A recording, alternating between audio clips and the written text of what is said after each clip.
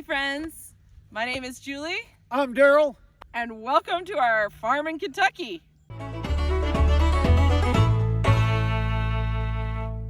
Why don't you come along with us while we go do our chores and introduce you and walk you around the new property. This property is located in Greensburg, Kentucky. Greensburg is kind of in the south central area of Kentucky. We're at about 800 feet above sea levels, and there's definitely a lot of rolling hills. And it's not quite mountainous, but it's very rocky. It's the foothills of the Appalachian. And the Green River runs through it. Greensburg's home to the oldest operating courthouse in America. Right? Yeah. It's a really cool, historic little town. It's kind of a sleepy, rural community. A lot of cattle farms. And so far, everybody has been super friendly. Yep.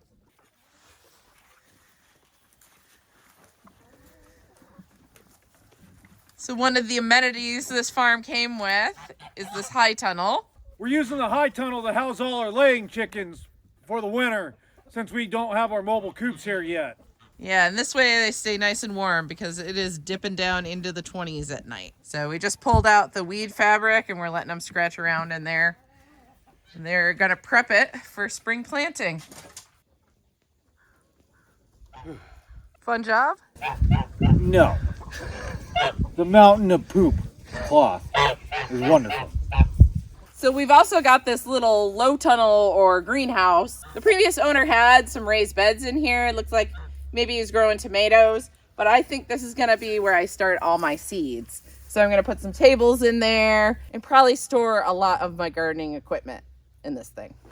But before any of that happens, this is gonna be where I house my 2 pregnant goats that are due at the end of the year. They're due right around New Year's. And we don't really have an appropriate kidding stall set up in the main goat barn, which we'll show you in a minute. But I think that this will keep them nice and warm, and it's close to the house, so I can keep a close eye on everybody. And one of the main features of the farm, and Julie's favorite so far, the house. It's a 4-bedroom, 2-bath, modular home. We are absolutely loving living in a house again. One of the cool features of this house is that it comes with a wood stove. So we were able to build our first fire in there last night, and we've actually got it going right now. So we're getting a little bit of a cold snap, and that thing is going to keep us nice and toasty. So this is the back of the house, basically our backyard. And we're going to wind up putting probably a 30-foot deck on this and make an outdoor kitchen area so that Julie can have all her nifty cooking utensils like smokers and a tandoori oven, pizza oven, flat top. And we're also going to fence in the back for another dog yard. Got a little fire pit back here. We're going to make that better. One of the first things that Julie wanted to get established early was her orchard. So we've already planted 8 apple trees, and they're right back here. So they don't look like much right now, but in 3 years we are going to have so many apples. And it's not just going to be apple trees. Those were just the priority for me to get established. They take the longest, and this is the best time of year to get them in. But I also want to have a couple pear, a couple peach. We've got some figs that we're going to transplant from the old farm and bring them out here. And then I'm also going to do a bunch of berries. I'm going to do raspberries, blueberries, elderberries, probably some currants, and probably some perennial herbs under and between all of these trees. I'm going to try and make this a little bit of a permaculture food forest back here. So this home also came with a detached garage, which right now is just storage for our stuff. Not really sure what we're going to do with it. My initial thought was to make it my milking parlor because it's warm and by the house. But that's not really practical because the goat barn is pretty far away. Until we get some like permanent fencing where it's easy to bring the girls down here, that's not really going to work for me. It may end up being more like Daryl's workshop. But for right now, it's just holding stuff. So we've got Phineas, our mini Nubian buck, up here next to the garage.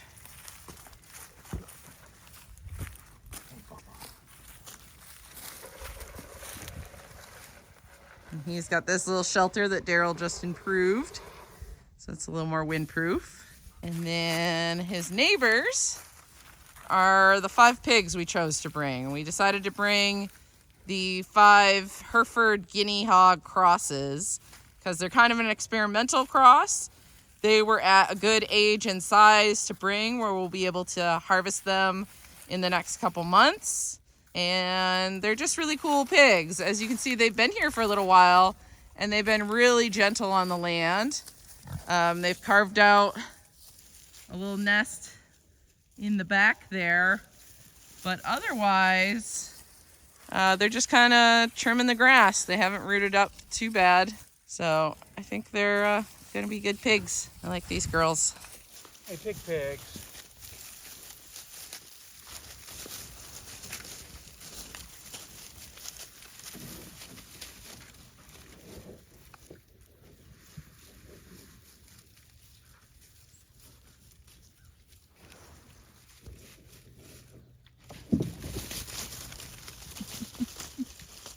Scary noises.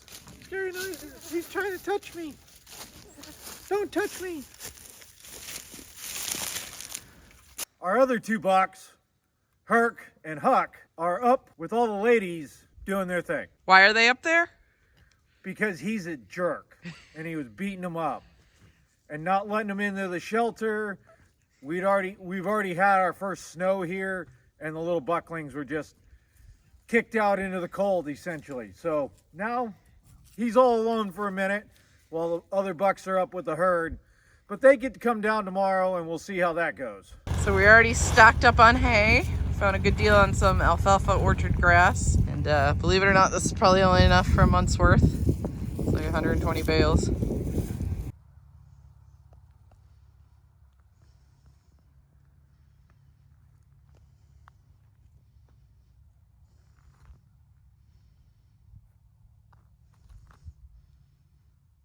And this is our meat shop.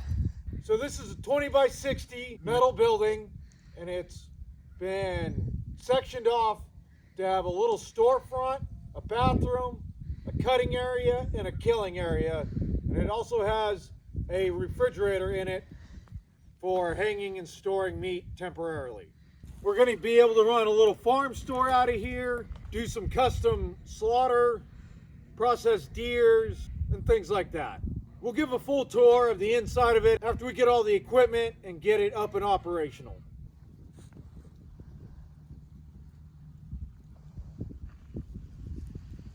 The shop has a little bit of a pasture behind it, which we may set up as like a baby goat play area for customers to come watch when they come visit. Hi, Maple.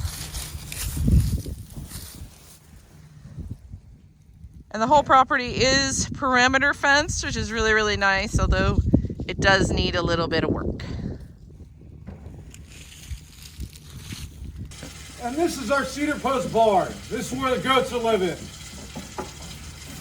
It's got this nice bunk feeder through the middle to feed them hay. It's pretty spacious. It's got a pretty new roof, metal roof. And yeah, it's got some really janky stalls over there that really need to be ripped out. And some of the walls aren't super secure, but we've got their mineral feeder in here. And plenty of access to food with these hay feeders. Yeah, everyone likes this up, huh? And then they've got this attached yard out here. So we've got their bunk feeders to put additional hay. And they're getting alfalfa pellets every day. And then we just picked up this little custom-made 8-foot hay manger, so we can put like 3 bales of hay in this thing at a time. They do knock it over, so we'll have to figure that out. But yeah, lots of access to food, lots of area to spread out. They can get sun, they can get shelter.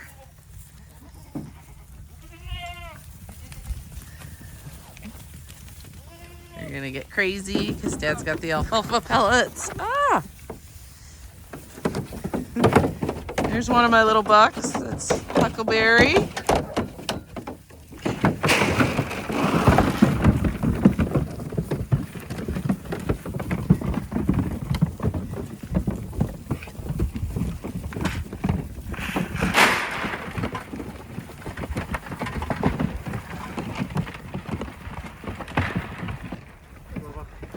And that is Hercules, moon-spotted Nubian buck.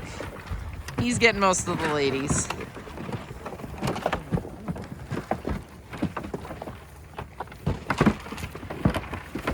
And then Bliss, my newest Nubian doe, is going to be one of only 2 does that will kid this winter. Oh, Sabrina, so mean. Bliss gets picked on a lot, don't you, honey? But she is due at the end of December, along with her best friend, Genevieve, who's in here somewhere. It's just gonna be those 2.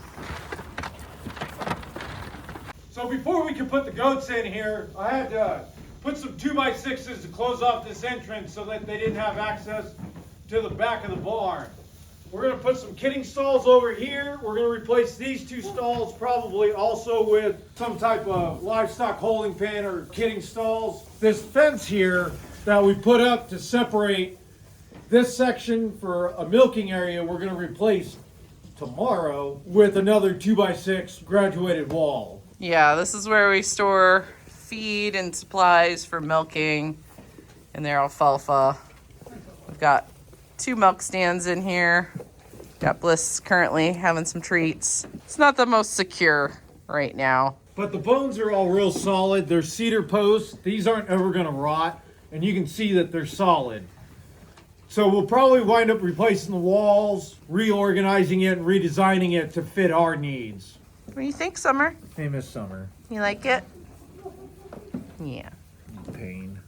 And their area here is right at the very top of the pasture, so I can let them out and they can have free roam of like 10 acres of pasture to graze, which has been really nice, especially since we couldn't really find a whole lot of really good quality hay at first. I was letting them out and it allowed them to kind of get what they need, trim down this overgrown pasture, and allow their stomachs to adjust to the new forage, start to grow some new gut bacteria so that they could digest it better.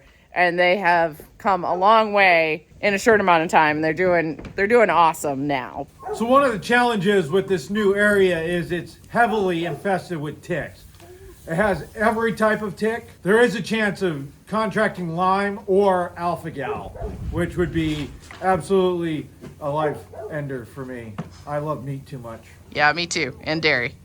But we're going to take measures to mitigate those. We're going to manage our pastures really well, and we're probably going to wind up getting some guineas, and then as soon as our ducks get here, they'll also help keep that population suppressed. And as soon as I get another mobile coop built, we'll have the chickens out on pasture, and they help mitigate ticks and invasive insects also. Until then, we just have to be vigilant. We're checking the goats, we're checking the dogs, checking ourselves, making sure that we don't have any getting attached or biting us.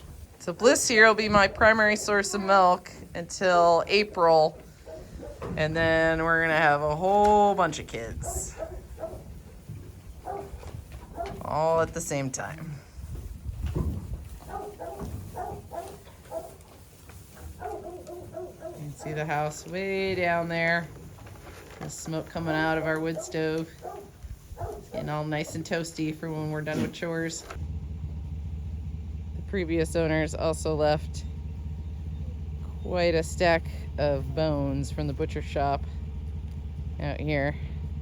So the dogs have been enjoying.